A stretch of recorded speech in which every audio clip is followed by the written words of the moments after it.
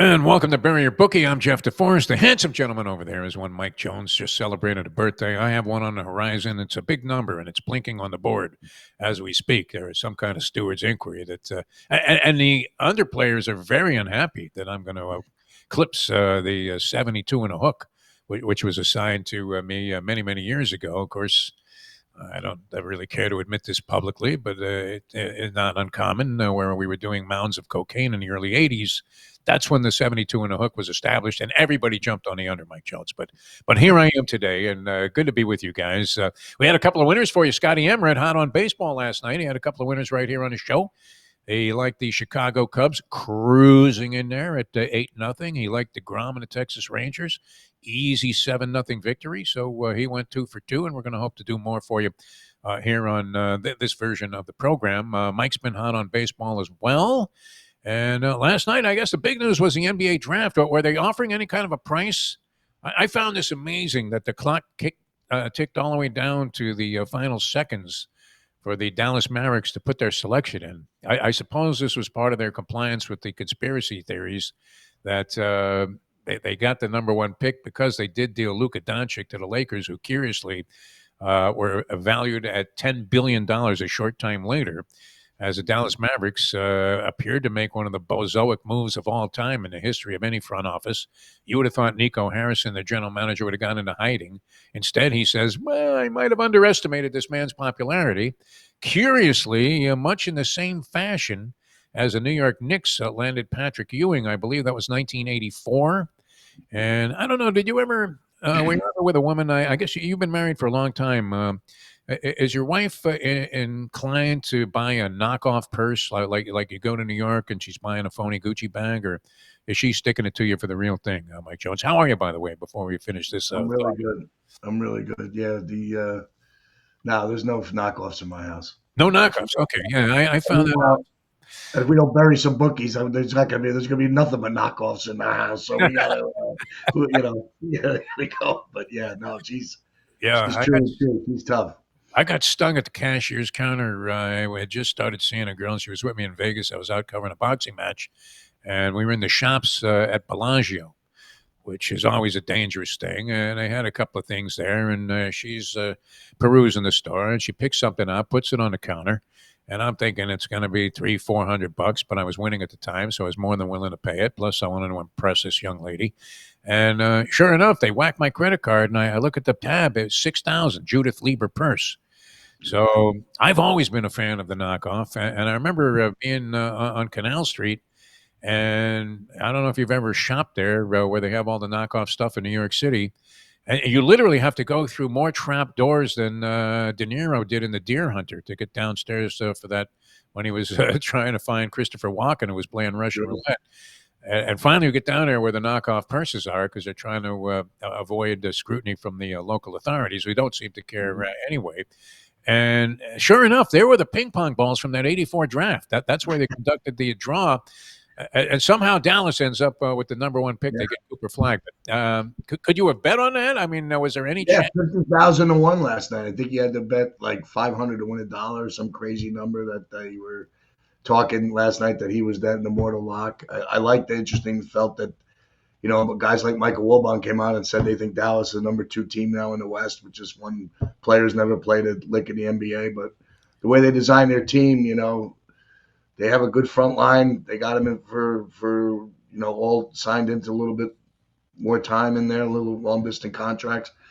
Yeah, I mean, if Dallas was healthy, I thought they would have been a shot, maybe a 6-7 seed that they could have gotten there once Kyrie Irving went down. That's it. But they extended him 3 years, $119 million, so he's going to be in the fold if he can come back off that knee injury. They got a complimentary point guard. There's talk this morning about Chris Paul or Malcolm Brogdon or something like that going over there to give them time they need till they get, Irving back. I mean, the roster's good enough. They got some good middle players. I mean, now they got their big 3 there. If Irving comes back healthy, why not? You look at the youth of Oklahoma City tells me one thing. Either they could go to the 3-4 year run or they're distracted. They don't get there because they're so young. So, and then the injuries play into it. But, so Dallas, that was a big story last night about how everybody, where does Dallas fall? They're 20-1 on ESPN bet. I would take a shot at them at 20-1 right now if Irving, depending upon Irving's knee, but I'm sure they're going to go down. I like them better than the Lakers. Now I don't know where LeBron is and where's Luka's commitment. I don't see their roster being that far off than the Lakers. They got the bigs that the Lakers don't have. I think Dallas might take the Lakers in a series if everybody's healthy. Just looking at it. Yeah, it depends on how this flag adjusts. And he appears to have, as they say, all the tools to be an impactful player. And then he also was willing to capitulate to the idea of immersing himself in the team. Oh, it's weird. We know that they blew like an impossible, seemingly insurmountable lead in the late going against Houston in the NCAA tournament. But how does John Shire sleep at night after not making it to the NCAA championship game, at least? He had 3 guys in the top 10 come off that roster in the draft last night. Did you see anything else that might influence you? I don't know how much attention you pay to these. Yeah, I mean, the guy that I was intrigued with the whole season, and when I looked at him at the start of the tournament, he was listed as the 49th pick in the draft, was Walter Clayton from Florida. Yeah. And I saw that he was over under 20. He ended up going 18 to Washington and then traded to Utah. I kind of liked Utah, made a little money with him a little bit. You always find those weaker teams that are going to be in the lottery that are getting 8 and 9 and 6 at home that get in there with the crowd. The road team, the big road winner, he always gets bored playing some of these teams on the road in a late grind. And so you can make money with these teams. But maybe the Jazz is a team to look at, maybe for an over-under win bet, to see where their roster comes out, what moves they make in the offseason, and come in. But I thought Clayton was the best guard I saw in the country. And here he goes 18. He doesn't even fit in the top 10. And guys like Fields from Oklahoma are picking. The 2 kids from, might have a little bit of size and a little bit of athleticism. 2 kids from Rutgers go at lottery. And I'm like, where do Rutgers do? Well, what are these guys doing that they're doing? But you got Walter Clayton guiding with a good coach and being the catalyst to get these things done, hitting big shots at big time. So I'm really interested to see where that young man's career goes in the NBA. Well, and Ace Bailey also was selected by Utah Jazz, and he went number 5. He was the guy that was talked about at great length because he seemed to have his chosen destinations, and it looked like he was doing everything he could to orchestrate his way out of the top 5 picks and land in one of the spots that he preferred. But he ends up in Salt Lake City, which I think the only guy that's ever prospered there outside of Stockton and Malone was the former head of the Olympic Committee, Juan Antonio Samaranch, who was part of the International Bribery Federation. And I remember him leaving in a Rolls Royce with like a Mr. T starter kit of gold that he was lavished with for awarding Salt Lake City the Winter Olympic Games that one year. But not exactly, I would think, a favorable destination for a young NBA player, but we'll see. Maybe that's a team to take a look at with the 2 additions. Ace Bailey and Clayton Jr., who was extremely impressive. I don't know how his talents translate to be an NBA performer, but he's got a little bit of Jalen Brunson in him, doesn't he, Clayton Jr.? Sure does. A little higher on the jump shot. He elevates a little bit. He took some big shots, big games during the run for Florida. I'm interested to see where he goes, and see where his career heads. I'll be following him. I was hoping that the Heat were 20. I was hoping he was going to fall the Heat, and maybe that would be a guy that Heat get. They get the young guy, the Lithuanian from Illinois, who was a good player. I enjoyed watching him play, knew him, was a lottery pick at some point. So, the Heat seemed to find a way, jump into culture, bring another player like that player they're looking for, that 3 that can, or 2 that can come out and knock it down a little bit like a Tyler Hero type, but maybe we'll see what he brings. But yeah, we'll see what, you see what happens. Yeah, a lot of unfamiliarity for me with many of the players that were chosen in the first round. Getting these guys from France now that you never heard of or haven't seen much of.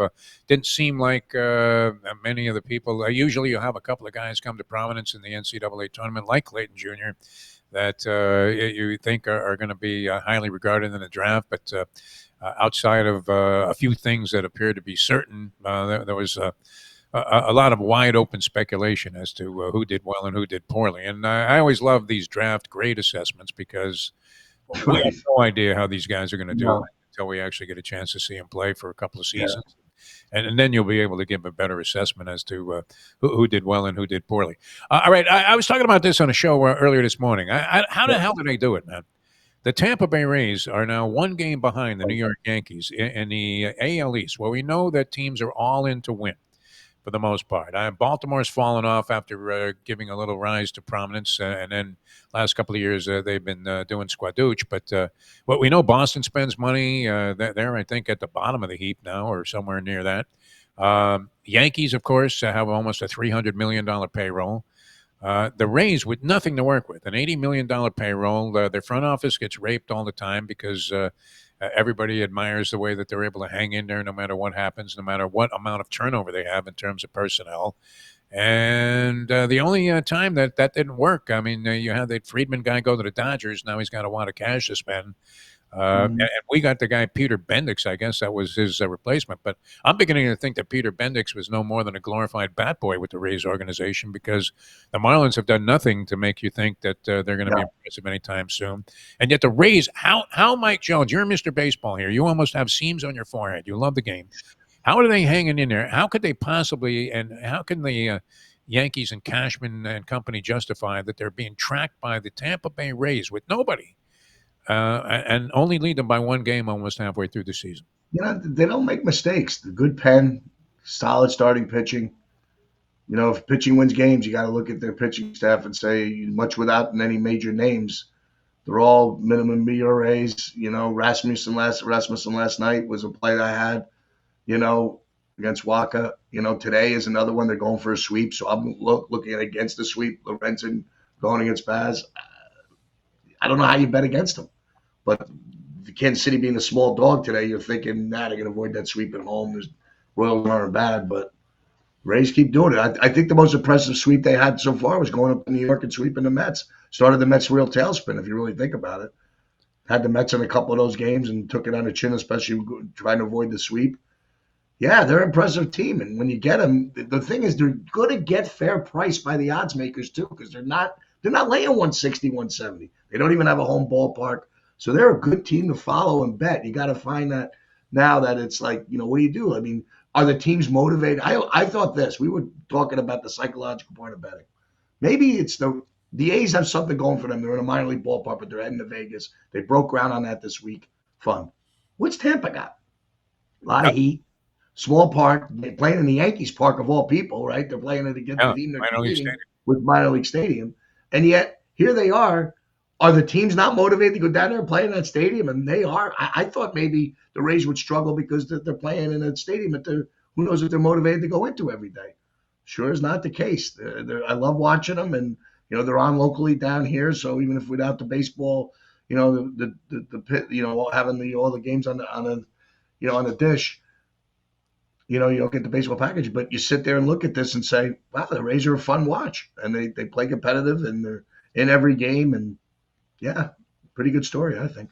Good story. 10 games over 500, I believe. I would imagine, like you said, if you've been tracking them and betting them all season, you're probably getting a price in many of these games. And so I would think that would have been a lucrative position to take, that you're just going to bet the Rays all the time. And even if you have to pay a little bit of juice involved there. And what really gets you in the end, it's the VIG, it's the juice if you're a gambler. And look, one team has to win, one team has to lose every game. So if you were picking, as they say, the blind squirrel, still should come out about 50%, but you're being buried by the vigorish. With the Rays, you think you're getting enough of a price that if you bet them in every game so far this season, we'll have to do some calculations on this. You probably are substantially ahead for the year, and you might have been able to use this strategy every single year. All right. We know that baseball is a game of streaks, Mike. So are you looking at anything in particular tonight? Because we I got a lot to look at. Let me have some fun here. I got a lot to look at. So the big streak that I've been riding, and I'm now in question, and I'll negotiate this with you if we do something a little different here. All right. Is the Clayton Kershaw run. So Kershaw's had 2 bad starts out of his 7. He had the 1-2 winning start in New York. He's at a 3.3 ERA, 3-0. Dodgers are winning all the games, I think, except one. They only lost one, maybe 2. They lost to Angels. I think they lost to the Mets. So they have a good record with them. They're going to play Colorado with Kershaw's highest ERAs, 4.64 lifetime in Colorado, in 29 starts. The total is 12 this time. Wow. Clearly way too high, right? Yeah. So Kershaw's pitching better. But the problem you have is that I would say he's getting more protection from his offense than he's ever gotten in his probably career. So I think that totals 12. Now they put up 9 in game 1, they put up 8 in game 2, the Dodgers.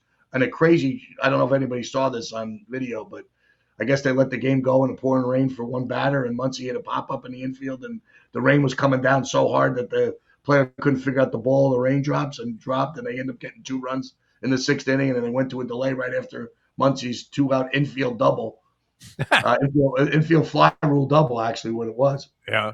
And so, or single, I think it was. But he hit the ball a mile high, and the rain was coming down. The second baseman just ducked his head, and the ball landed right next to the first baseman. So now you have that, and Muncy hits a grand slam. So the team total for the Dodgers, 7.5, goes over. So the Dodgers are putting up runs. So you got to think that way. But my problem with this going over is this problem. I kind of like the Dodgers, but I don't want to lay 270, only because Kershaw's throwing a lot of junk, and these young hitters today are more into exit velocity and contact and overswinging. And Kershaw's the last person. I think you got to be patient with him, wait for the ball, take that wide curveball the other way when it's going 70 and be patient. And I don't know if the younger players have the patience. If you give me a veteran team, I would like that a little bit better against Kershaw. So I'm kind of going to back off today on the total of 12. And because the Rockies are avoiding a sweep, kind of, I don't want to take the Dodgers in that case. So I'm probably going to back off the game. But if you're betting 7-0 with the total, so if you think the Dodgers are going to put up 13 themselves, it still might not be a bad over. Maybe a run line bet, late 2.5 runs with the Dodgers.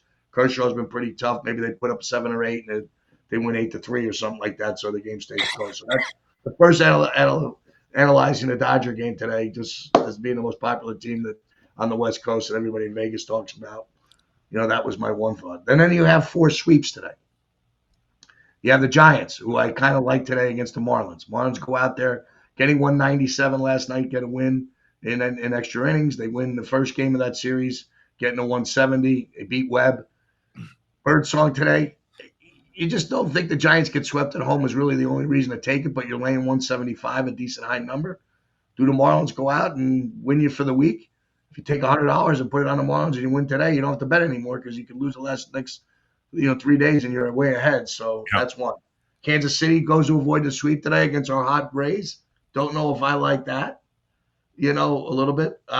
Philly, very interesting story there. So I'm going to look at this game and say Brown against Sanchez, 2 of the hot pitchers on both sides. Last night, Wheeler goes 2-0 with down in Houston. I'm going to go under 7 in that game just because the pitchers are so good. And Philly's struggling without Harper. It looks like their bats really aren't there. Being shut out twice. Do they get shut out a third time? I would say highly unlikely. But maybe even an under bet. If you can find 3.5 on that team total under, with now the ace going for the Astros today, maybe take a look at that. And so that's it. And then maybe I kind of like a little bit on the game. The team I'm really intrigued about is the A's. And the other team I already have the over on is the Tigers. They've been playing each other. Last night, took a dog in there, 1+169 and 1-3-0. Kind of see a rookie start Ennis against Springs. Kind of think the bats come alive today. Might go over 8.5 in that game.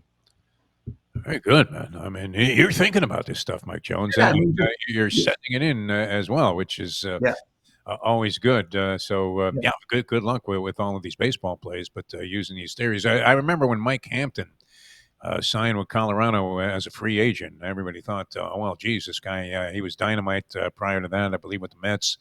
And Colorado was relatively new.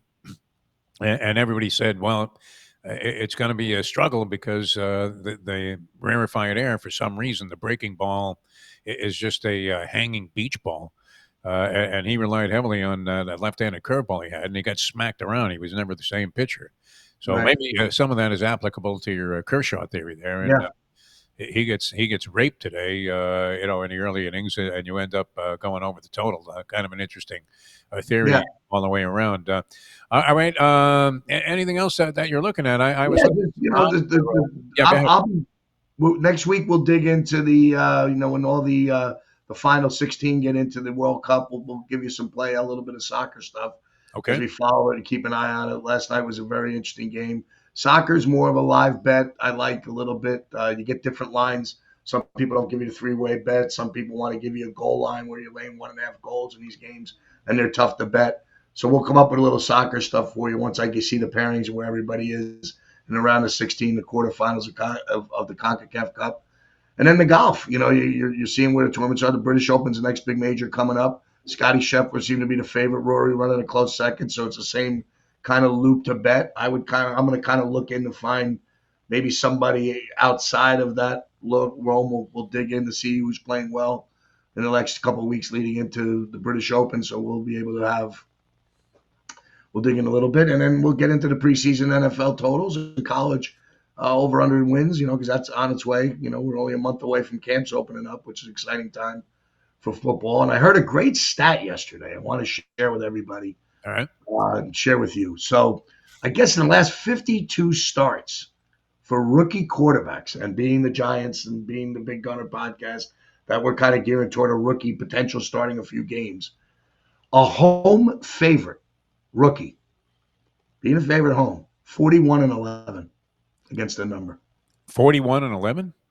Pretty impressive. Yeah. What? And basically what it's saying is, I guess if they're going to make that young quarterback a favorite, the line's probably a lot worse than what it should be, because you're thinking he's a rookie, he's a favorite, no one's going to play him. Hence the bet. But that was a stat I heard yesterday on VSiN. When I was driving, I almost pulled over and said, "Are you kidding?" When I heard it, 41-11 for a rookie, home favorite. So if it's on the road, it doesn't count. So I'm looking at home favorites. I'm looking at games. Could Jackson Dart be favored at the Raiders maybe late in the year? Yeah. Could he be favored in a game if we get him? Possibly. So you keep it in mind. But really, the guy to pay attention to is, if Tennessee gets off to a start, is Cam Ward. Will Cam Ward be a favorite in a game? And if it is, pay attention, because that number is near 80%. And when you get a number like that, you got to pay attention to it. Tennessee, that doesn't necessarily seem like they're completely dead in the water either. It's not like you've been in Carolina and, the organization itself seems so badly flawed that it's tough to embrace them in any kind of wager when you're putting your own money up. I was looking at some Wimbledon odds, which is coming up. That's right around the corner. Right. And actually, the favorites are Alcaraz. You're actually getting a little bit of a price on him at plus 130, which isn't great, but isn't terrible. Sinner is plus 175, so you'd have to choose between one of those guys if you were going to bet on the favorites. But there's no fun betting the chalk. No. I'm looking at this guy, 24-1. Is it possible? I mean, he's been a disappointment when he gets to the late stages of tournaments. And he was knocking on the door before he had that hideous ankle injury in the final of the French Open when he was playing. I believe he lost to Alcaraz, and now in a couple of years ago, Zverev. Yes. Zverev. Is he a shot fighter, or is he worth a sniff at 24-1 to possibly break through one of these times? Yeah, he gives you something. He was made in finals of the majors before. He's been there. Yeah, I mean, I would think he's not a risk. I mean, do you even look at Djokovic, just being the machine that he is? That Kenny Riley, one-time Wimbledon, will have the crowd behind him usually. Does that give him a little momentum? I see a little bit of that. It seems like Sinner and Alcaraz, watching that match, is just on a different level, and you kind of feel that way. But I don't think I see Djokovic at 130, 170, and Nadal, Federer at their peak. So. These are pretty low numbers to get. They're thinking it's going to be a two-way race, I guess, by those numbers. I think Joker was somewhere between 8 and 10-1, or somewhere, or 8 and 12-1. So I don't know if he quite has the ability to finish it off on the grass against those two guys. And naturally, you're betting into sort of a negative proposition there. You're getting 20-1 if you take a guy like Zverev. But I think he's capable. It could be one of those guys that's somewhat enigmatic. You get that in tennis and individual sports a lot, where much like your man Tommy Fleetwood Mac, who appeared to have that tournament in the bag. Imagine betting against him when Keegan Bradley was trailing by 3 shots with 4 holes to play. And finally, Fleetwood was going to break through and get his first ever PGA win. He's usually worth some consideration. Certainly, I use him sometimes when I'm playing in those pools, but I mean, some of these guys just can't do it for whatever reason. And there he goes. He blows like a wire-to-wire lead that looked to be insurmountable, and finds himself outside the winner's circle once again.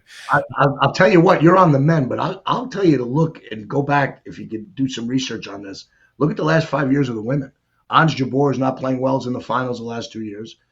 I think I don't even know how to pronounce her name, but Barbara Krejcikova I can pronounce. She won last year, and she was probably a 70, 80 to 1 shot. I think both were unseeded going in. Yeah. And then you had Vonda Rosa, the lefty, who's never done anything but win Wimbledon. So Right. there might be some open areas Wimbledon. Swiatek struggles on grass. I watched Sabalenka get beat. She's shooting a lot of Instagram videos, and I wonder. I was talking to my wife because she's a huge Sabalenka fan. I'm like, look at all these. I follow her now, and look at all these videos she's just shooting in restaurants and stuff. Like, to me, I would think that would be more of a distraction.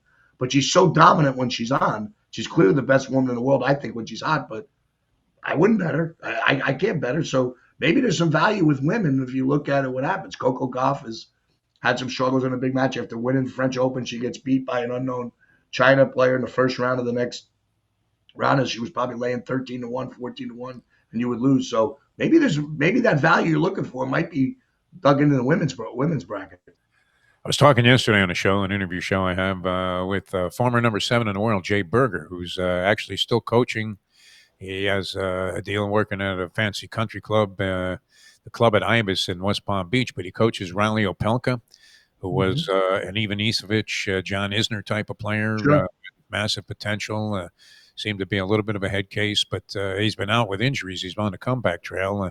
And I asked him who he thought, Jay Berger, I asked him who he thought would win Wimbledon. He gave me Madison Keys, believe it or not. Interesting. Australian Open. So maybe that was a lean towards his American roots, but worthy of consideration, I would think. Yeah. And you'll get a price on her, probably lower, probably in the top 5 group because of that she won in Australian. But you know what? Watch Madison since then. Yeah. Disappointed, took a 6-0, 6-1, I think, loss at Wells, Indian Wells. I mean, she hasn't played really well. Maybe that monkey off the back gave her that, okay, now I can rest. Saw her in a restaurant with her husband, sitting there with a hat on, didn't recognize her. Told my wife, I think that's her. And she went over and said a quick hello. Madison was very nice, so we like watching Madison Keys in this house, and we root for her.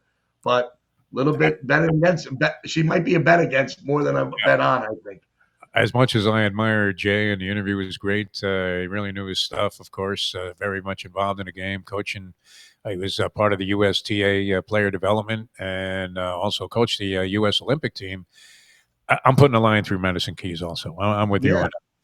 All right, Mike, Big Gunner coming up on Tuesday of next week. That should be a lot of fun. We'll look forward to hearing your thoughts there, with your Giants and Tommy DeVito possibly getting the starting nod.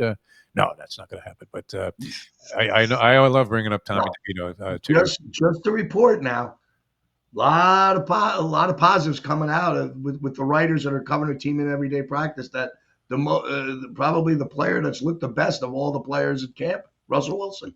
So when you hear that, that's kind of a good sign for us. Again, I can't emphasize it more. Ideally, we don't want to see Jackson Dart the whole year. I think it's highly unlikely that we do that happens. But if it does happen, that means Russell's got everything under control. Giants are winning ball games, and we're all off to our over 5.5 bet that we're probably going to push on, with good health this year. So yeah, you get over 5.5 plus 25 right now, so you're getting juice and on the Giants. Everybody's under 155 on the 5.5 team total on the Giants. So I'm going to try to find a way to get everybody honest, get more fans on and on board. But yeah, very impressive that Russell Wilson was the player that stood out the most with a lot of these writers. All right, we'll look forward to that program coming up on NoFilter.net. Mike, always a pleasure, my friend. You have a great weekend. We'll talk some before we are joined by you on the Monday show. And thanks, as always, for being with us here on Bury Your Bookie. Thanks for having me, Jeff. All right, Mike Jones, ladies and gentlemen, with some good thoughts on baseball. Clayton Kershaw there, he's been milking that for the last several weeks. And we thank Mike and you guys for joining us. And we'll see you on the next edition tomorrow, Degenerate Friday edition with the Professor and the Big Board. Should be a lot of fun. So until then, for Mike Jones, I'm Jeff DeForest. See you next time on the next edition of Bury Your Bookie.